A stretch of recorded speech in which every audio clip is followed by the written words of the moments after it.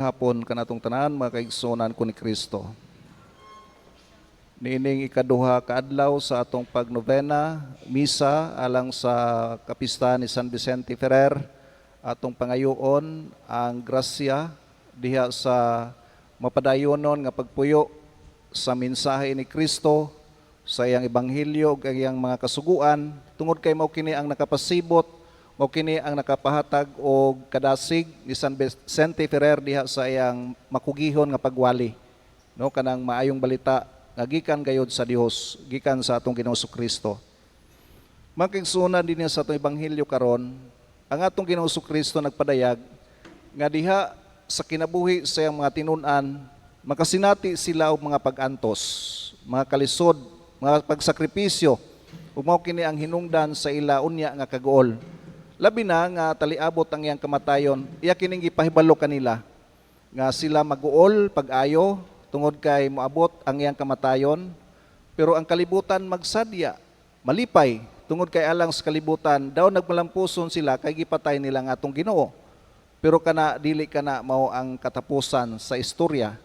Kay ang Ginoo nabanhaw man. Ug mao kana ang iyang gipadayag dinhi nga mas malipay pa kamo niya ng panahona kung makakita sila ni Kristo nga mabanhaw ug ang kanang kalipaya dili na maagaw kung kay naa naman sa sulod silang kasing-kasing isip paglaom nga ang namatay nga Kristo nabanhaw ug nagpakita kanila ug magpadayon pagpanalangin kanila diha sa ilang mga gimbuhaton isip mga tinun-an ug mga sumusunod.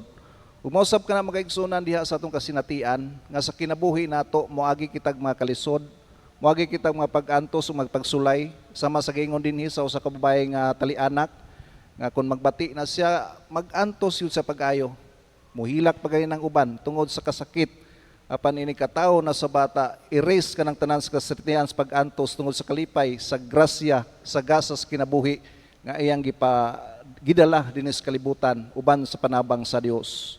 Sumausap kanaunta ang atong masinati nga luyo sa mga pag-antos kalisod ni kinabuhi tungod sa pasalig ni Kristo nga kining tanan ato ra nga makaya sa iyang mga grasya ug panalangin makaamgo o makaangkon kita ng kalipay nga gihatag sa Dios alang kanato. Sumo ka na makaigsunan nga kanunay kita nga mudangop sa Ginoo nga gani dingon di sa katapusan sa ebanghelyo nga ang Dios mohatag kanato bisag unsay atong pangayoon kun kini sa ngalan sa Ginoong Hesukristo. Tumawagin na atong hinumduman ang tanan natong pangayoon iagi nato ni Kristo kay siya man ang mediator sa tanang grasya gikan sa Dios Amahan. Kay siya ang anak, siya ang nakahibalo sa tanan nga mga laraw sa amahan ug kining gisulti kanato aron kita usab makabaton niya ng paglaom o makabaton kita niya ng kadasig diha sa pagkamasinugtanon ug kini maghatod kanato og kalipay diha sa atong kinabuhi.